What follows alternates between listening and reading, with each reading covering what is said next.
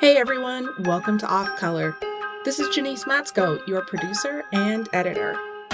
In episode 3 of this season, we spoke to a school board member and a professor/DPS mom about going back to school during a pandemic. After that episode, we decided to get a little bit of input from teachers and a couple students about how they're feeling about going back to school this year. Hi, my name's Pam, and I am a special education teacher in Aurora, Colorado. Looking towards the coming school year is very stressful. As a teacher, my favorite thing to do is meet my students on that first day of school and really get to know them and start building those relationships. And while there's ways to build relationships online, it's never the same, as I'm sure we've all realized doing Zoom calls. So I think my biggest stress is just wanting to meet the needs of my students and make sure that they're getting the education they need and supporting the parents. I know parents are having a hard time because they have to balance work and their kids and helping with their education a lot more. This isn't what we want. It isn't an ideal situation either way, but we need to stay safe. A lot of the students I work with are medically fragile, so I'm concerned if we do go back in person that it won't be safe for them.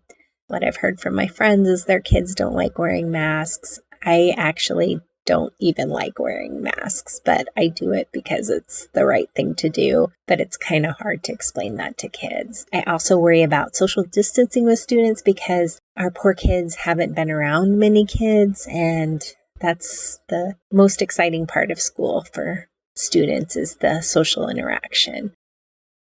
In March, when we shut down, we were told that we were just going on an extended spring break. So we didn't really take a lot of things with us because we figured we'd be back in 2 weeks in the classroom with the kids. And then we had to instantly shift gears to try and teach online. And I remember at the beginning of summer, parents were singing our praises that how much teachers do and how hard we work and how challenging it really is to be a teacher. And now parents seem to be mad at us, and I'm having a hard time with being a teacher being vilified, which is hard. We all love our students like they're our own kids, and we want to be there taking care of them and loving them. Hopefully, we can all do our part and be back in the classroom soon. My name is Megan Kilcoyne, and I am the social studies teacher and co-lead of the core trauma team at AUL Denver. We are a trauma-informed alternative school, and we serve 130 extraordinary scholars from across the city of Denver. I'm not biased. I think our kids are simply the best. Unfortunately, we've been separated from our kids in that physical sense and traditional sense of school since mid-March. I will say this, I do, challenge and question media, but I absolutely trust the combined efforts of scientists around the globe. I think it's maddening as teachers as of late, especially to consider, why in the world are we teaching our young kids to be scientists if the knowledge, that they could acquire in research would not be used, right? So it just seems really hypocritical. The CDC guidelines, this book of stipulations that is coming down to schools, it's daunting.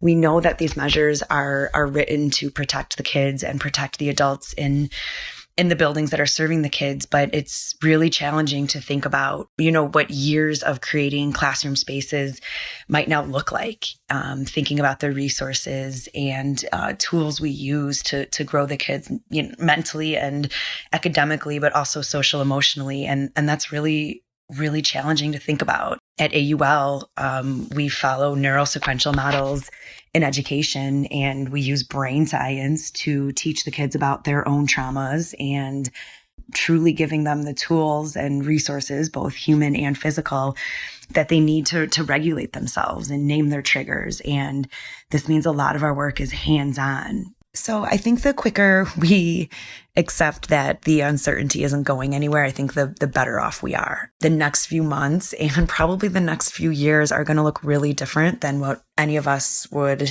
expect or be able to imagine. So I think the quicker we shift our thinking to solutions, the better off we are. And we've all got to remember we signed up to serve kids. It's a time to revisit that. And I think why you signed on for this task, which is can get tough. Right now, this ongoing battle between, the kids and our physical health and the kids and our mental health, it's a really fine balance. It's a really thin line between sacrificing, physical health for mental. And I think this is when we just accept that we have to get creative. I've been teaching for 15 years, and I have to say with confidence that this is truly a unique year in my career. And I think it's a really great time for educators and administrators and all stakeholders in education to reflect on what we have allowed education to become, and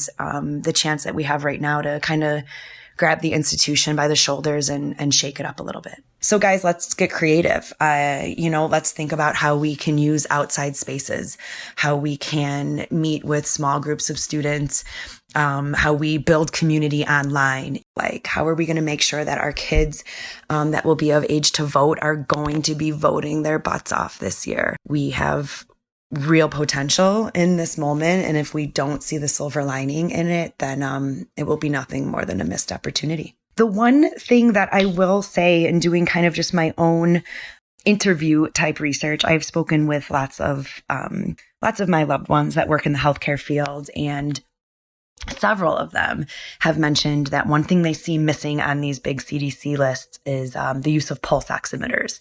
I know the thermometer has kind of become the symbol of health in this pandemic, but many of them mentioned, right, a much better indicator of a person's health is blood oxygen levels. So I think that is something that schools should consider. I know we actually always have pulse oximeters on hand. We use them a lot with our trauma work, but that was the one addition, that I think we will absolutely be adding to our list of things to make these spaces safer. Hi, I'm Shamika, and I'm a senior at Northeast Early College. Basically, I feel that if we go back to school, most kids aren't going to wear their mask, and they might just take them off, and I feel like I'll be exposed to it, and I'm scared of that. But if we do return to school, I think it should be, basically enforced, because if it's not enforced, somebody's going to get sick, and they'll just have to shut the school down again. I believe that it's important to require face masks being worn in schools. However, I don't think that it's a realistic requirement, to which is why a lot of educators are concerned about going back to school, and the concern of getting sick because of that requirement of wearing masks, and the idea that students either will be sharing or trading or just not wearing them properly throughout the duration of the day or while they're in class. I personally am concerned about returning to work. Not only do I have a young child at home, but I also have asthma as a condition. I think that is a very common condition. And so for people to be returning to a space where this pandemic has an impact on the respiratory system is a huge concern. I think that there is a level of common sense. There is a level of utopic thinking that's happening for people who aren't in schools and in education, who think that this is going to be possible without knowing that it may very well not be possible to have those recommendations. I love being in person. I miss my students so much. I think that digital school has allowed educators to put some more tools under their belt. It's also allowed educators to have an appreciation for being in the building and being amongst our students. I think that it has also put our students in a space of appreciating the school. I know that it's a safe haven for a lot of our kids. However, now it's a learning institution where they realize, as their families do, that they can't do it on their own and that we are valuable and important to the lives of our students and families. Hi, my name is Danielle, and I teach special education math pull-out classes for a middle school. My students, while they do have disabilities, they're mostly dyslexia and communication disorders. You probably wouldn't know that my students had disabilities unless someone told you. I adore them, and I miss them, and I can't wait to see them. However, I am absolutely terrified to go back to school in the fall, and Massachusetts for a long time was doing better than most of the country with regards to containing COVID-19. We've since slipped, and we're back into a risky place. I am at high risk for dying of COVID-19, and so that's not something that I'm interested in risking. I firmly believe that I shouldn't die for my job. There are things that are more important. Like, my family doesn't have the income for me to quit my job. That's something that we're going to have to decide and figure out when September comes. I feel incredibly lucky to have a super strong union.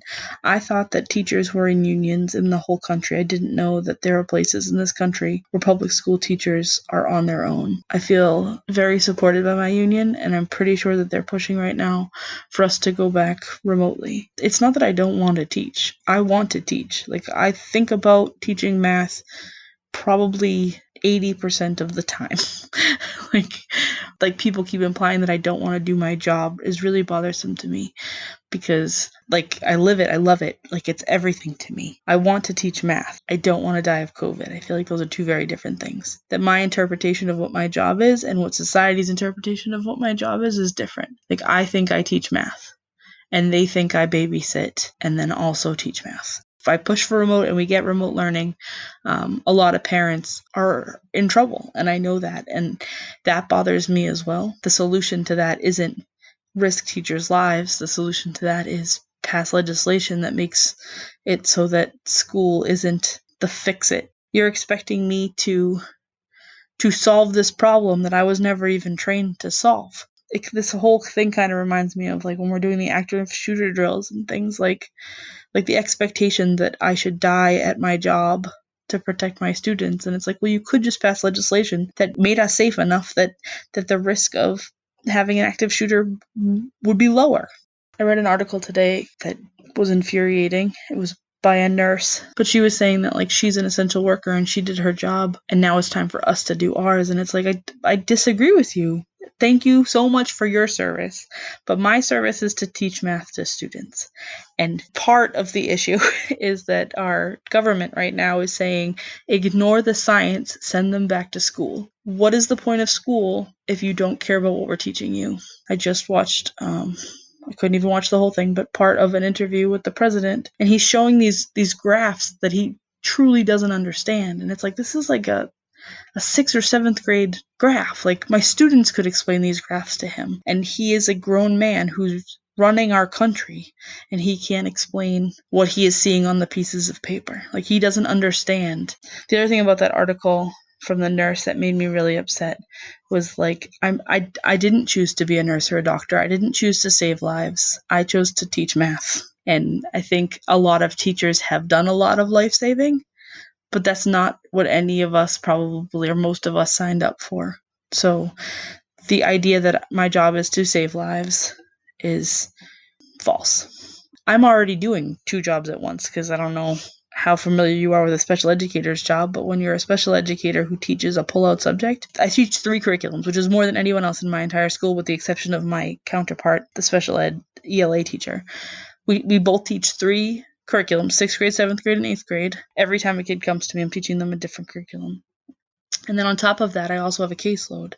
And those students, I have to write their IEP. I have to make sure that their IEPs are being met. I have to make sure that I'm communicating with their parents on a regular basis. Part of the deal with a caseload is that I might not even ever see those students on a regular basis, so I have to go find out what's going on in their other classes. I have to go fishing for that information. So now on top of that, you're expecting me to deal with a pandemic. I feel like in those circumstances, people are thinking that I'm a babysitter. And again, then I don't think that's my role. If schools are providing daycare for kids, then that's where our problem is because school should be about learning, not about who's taking care of whose kid. The directive we were given for the summer was to make 3 plans. Create a digital plan, so if it's full remote, a digital plan, create a hybrid plan, and who knows what or how that is, because we haven't even been told what hybrid means. Are we going every other week? Are we splitting in the day? And then the third plan was things as normal. So if I have to make 3 plans for 3 curriculums, that's 9 plans that I'm in charge of creating. And I don't get paid for the summer. I think that's a common misconception too, is that teachers are paid for the summer. In Massachusetts, we are paid over for the summer months, not for the work we did. It's they scooped a little bit off the top of all my paychecks all year long and then gave it to me in the summertime. It's a nice little savings program and I appreciate it and it helps me budget my money, but I'm not actually paid. I haven't been paid since June 13th. The fact that I've created these 9 plans this summer have all been unpaid, 100% unpaid. Perhaps I won't even have a job in the fall because I can't get over my anxiety of having to go in. Every kid in my class is going to have to wear a mask. It's non-negotiable. I'll make them if I have to. But it is mandated in my state. The CDC recommended 6 feet apart, but Massachusetts Department of Education and Elementary and Secondary Education has changed that plan because we don't fit and they don't have enough teachers, so they're making us 3 feet apart.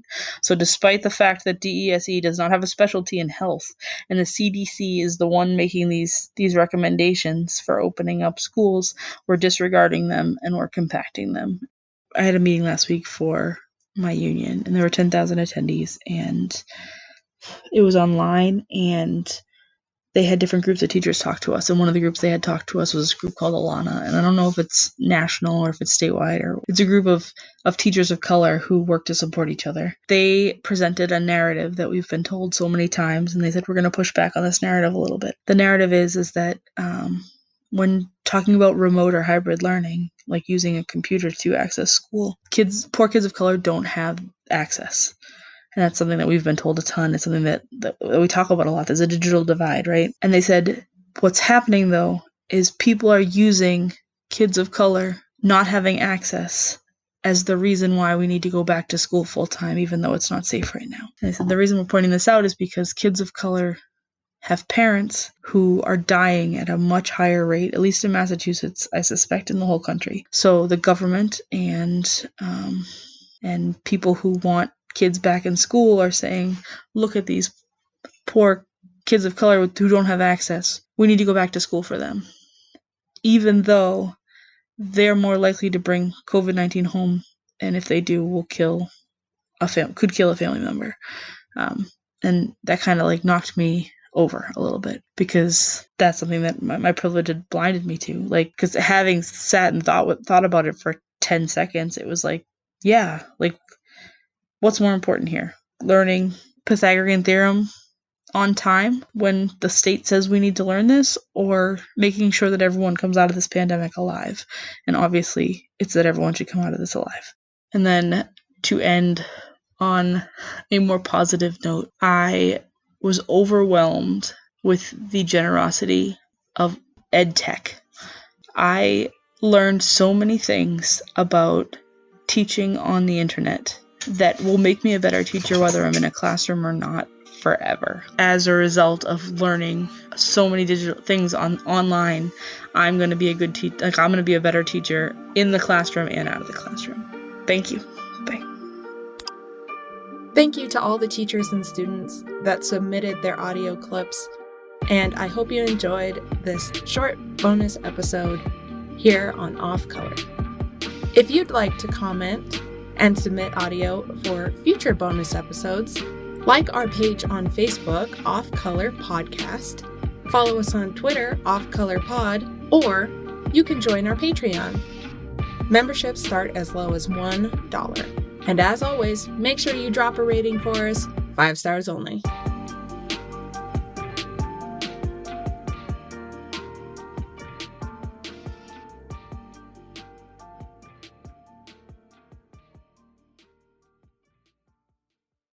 I don't know. I don't know what I'm going to do.